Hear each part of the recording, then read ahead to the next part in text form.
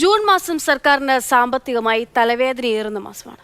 16,000-ലധികം പേരാണ് മെയ് 31-ന് വിരമിക്കുന്നത്. ഇത്രയും പേർക്ക് പെൻഷൻ ആനുകൂല്യങ്ങൾ നൽകാൻ സർക്കാർ 5,500 കോടി രൂപയിലധികം കണ്ടെത്തേണ്ടിയിരിക്കുന്നു. സർക്കാർ ജീവനക്കാരുടെ ഏറ്റവും വലിയ കൂട്ടവിരമിക്കൽ മാസത്തെയാണ് സംസ്ഥാന സർക്കാർ അഭിമുഖീകരിക്കുന്നത്. മെയ് 31-ന് വിരമിക്കുന്നത് 16,500-ലധികം ജീവനക്കാരും അധ്യാപകരുമാണ്. 2025-ലാണ് ഇനി ഏറ്റവും കൂടുതൽ പേർ വിരമിക്കുന്നത്. 2025 മെയ്യിൽ മാത്രം 20,000-ലധികം പേരുണ്ട്. കടമെടുക്കാൻ കേന്ദ്രത്തോട് കൈനീട്ടുന്ന സംസ്ഥാനത്തിന് വലിയ ഭാരമാണ് ഈ വിരമിക്കൽ കാലം. കാരണം വിരമിക്കുന്നവർക്ക് ആനുകൂല്യങ്ങൾ നൽകാൻ 5,500 കോടി രൂപയിൽ കുറയാതെ കണ്ടെത്തണം.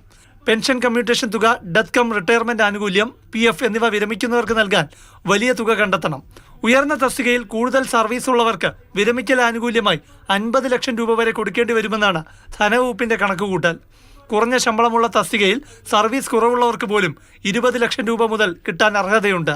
ഡെത്ത് കം റിട്ടയർമെന്റ് ആനുകൂല്യം ഒരാൾക്ക് പരമാവധി 17 ലക്ഷം രൂപ വരെ നൽകേണ്ടി വരും. 12 വർഷത്തെ പെൻഷന്റെ 40% നൽകുന്ന കമ്മ്യൂട്ടേഷൻ തുകയും ഒട്ടും ചെറുതല്ല.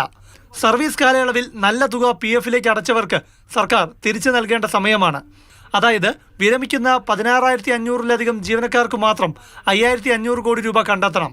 11 ലക്ഷം സർക്കാർ ജീവനക്കാർക്കും പെൻഷൻകാർക്കും ഒരു മാസം ശമ്പളവും പെൻഷനും നൽകാൻ വേണ്ടതിന് തുല്യമായ പണം.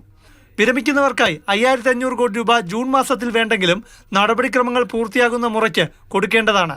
അതായത് അടുത്ത 3-4 മാസം വിരമിക്കൽ ചെലവ് സംസ്ഥാന സർക്കാരിന് തലവേദന തന്നെയാണ്. പ്രശാന്ത് കൃഷ്ണ, മാതൃഭൂമി ന്യൂസ്, തിരുവനന്തപുരം.